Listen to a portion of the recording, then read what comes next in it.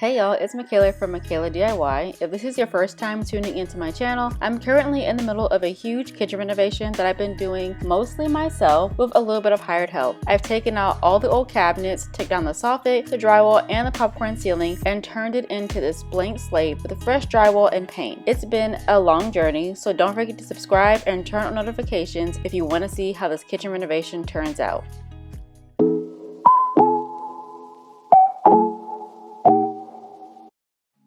I'll be honest y'all, between tear down, hanging, then finishing this drywall, this ended up being a really long process, probably significantly longer than it should have been. And as I was editing this video, I realized that there were some gaps because there were a lot of time had lapsed between me doing a lot of the stuff in the kitchen. So I apologize for that if it seems like some things are kind of botchy, because honestly, I don't think I even filmed everything that I was doing.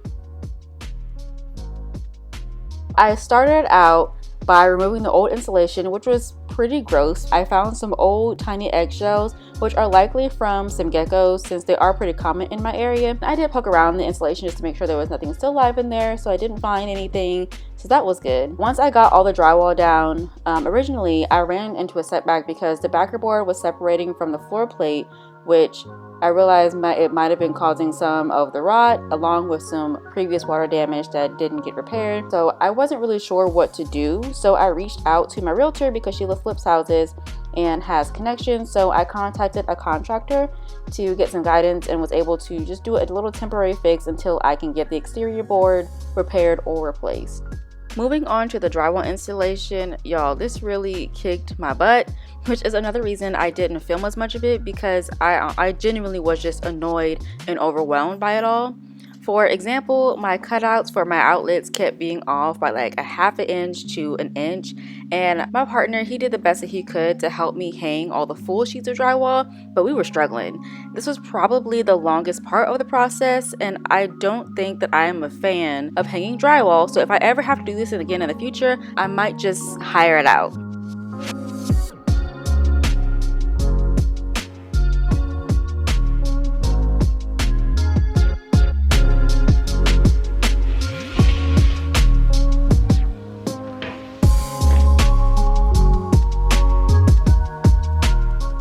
To make drilling all the drywall screws in much easier, I went ahead and put lines to identify where all the studs were, just because I felt like that was the easiest way to do it without having a laser level, and at the time I couldn't find my stud finder, so this was me making do with what I got.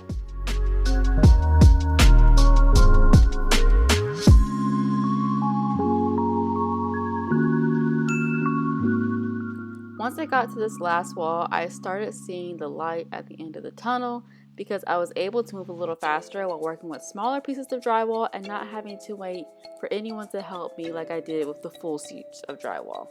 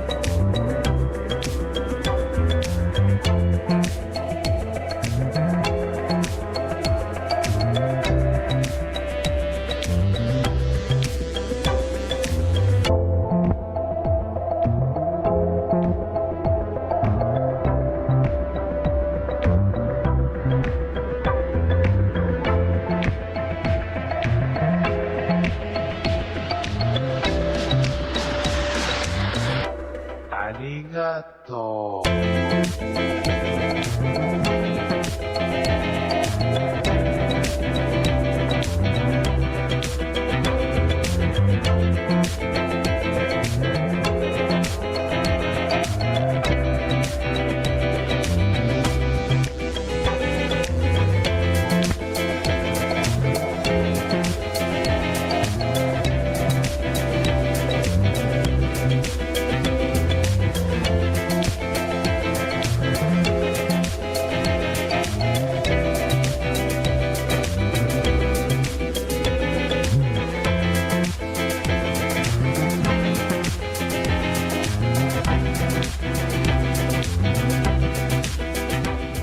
When it came down to mudding and taping, I'm obviously a newbie, so my technique might look a little bit funky to all you professionals and seasoned DIYers, but I got it done, y'all.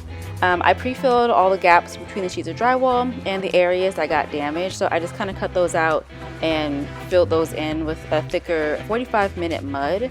Honestly, taping was pretty straightforward. It did get a little tricky when I hit the corners, especially up in the ceiling, but I did watch a few videos from Studpack and Vancouver Carpenter, which really helped me a lot.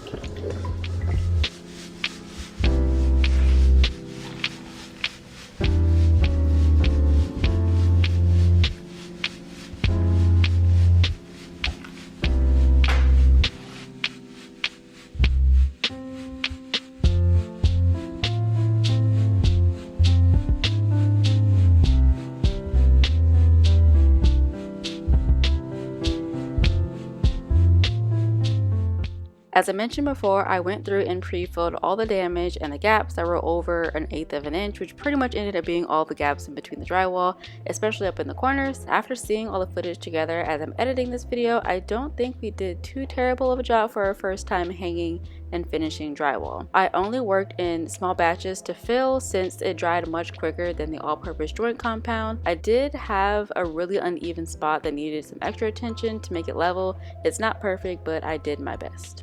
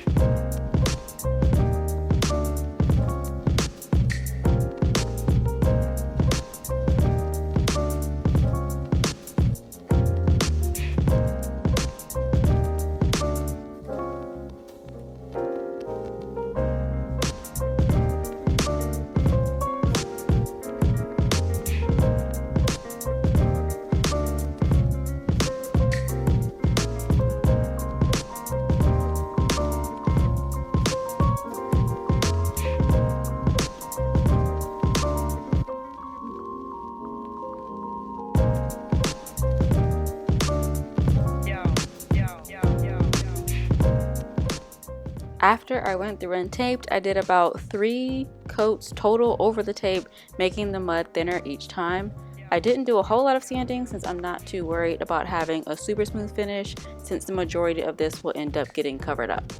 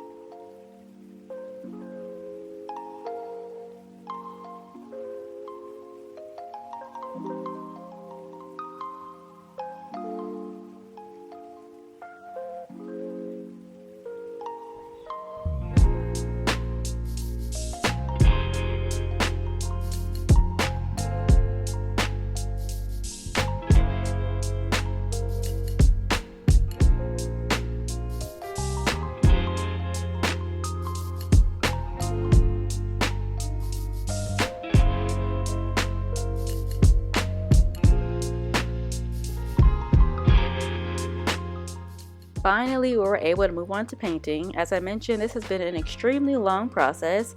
I recruited some of my hired help when we got it knocked out over a weekend. I do have a couple more things to do, such as drywall around the types, but other than that, we're pretty much ready to hang the cabinets. So if you've made it this far into the video, drop a paint related emoji down in the comments, and thank you so much for sticking with me so far. I know it's been kind of chaotic and very sporadic as far as me uploading all of my videos, but if you haven't done so already, make sure that you're subscribed with notifications turned on, and I will see you in the next video.